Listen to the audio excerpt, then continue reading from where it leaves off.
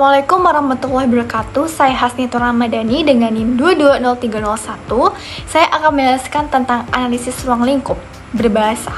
Gangguan bahasa pada peserta didik merupakan pada kesulitan yang signifikan dalam perkembangan bahasa, baik dalam memahami atau maupun berbicara. Gangguan ini dapat mempengaruhi kemampuan anak dalam berkomunikasi secara efektif. Ruang lingkup gangguan bahasa. 1. Jenis gangguan bahasa. Gangguan bahasa ekspresif, yaitu kesulitan dalam mengekspresikan diri melalui bahasa verbal atau tulisan.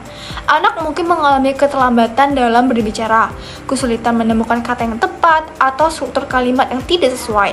Yang kedua, gangguan bahasa refleksif, di mana kesulitan ini dapat memahami bahasa yang didengar atau dibaca anak. Mungkin kesulitan mengikuti instruksi, memahami cerita, atau mengerti percakapan. Yang ketiga, gangguan bahasa campuran. Kombinasi dari kesulitan ini dapat memahami dan mengekspresikan bahasa. Penyebab gangguan bahasa, faktor genetik, yaitu adanya riwayat keluarga dengan gangguan bahasa atau gangguan perkembangan lainnya. Kelainan neurologis, yaitu gangguan pada sistem saraf pusat yang mempengaruhi kemampuan bahasa. Selanjutnya, gangguan perkembangan seperti autisme, sindrom, atau gangguan proses audit.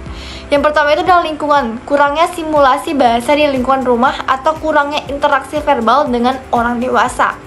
Yang ketiga, gejala indikator, yaitu keterlambatan bicara dibandingkan dengan anak seusianya. Kesulitan ini memahami dan mengikuti instruksi, penggunaan kata-kata yang terbatas atau sesuai dengan konteks. Kesulitan bercerita atau menyusun kalimat yang kompleks, frustasi atau perilaku menghindar saat harus berkomunikasi.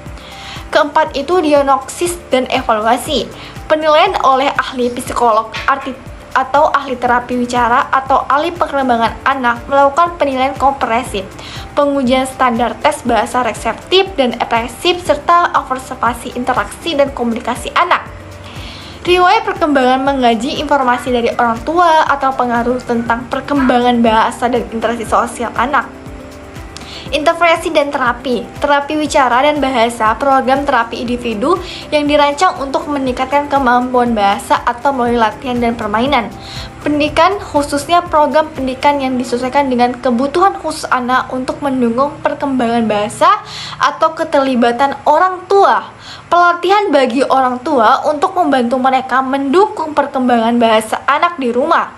Yang selanjutnya adalah pendekatan multidisipliner, kolaborasi antara guru dan ahli terapi dan dokter untuk memberikan dukungan yang holistik antara anak dan juga guru tersebut.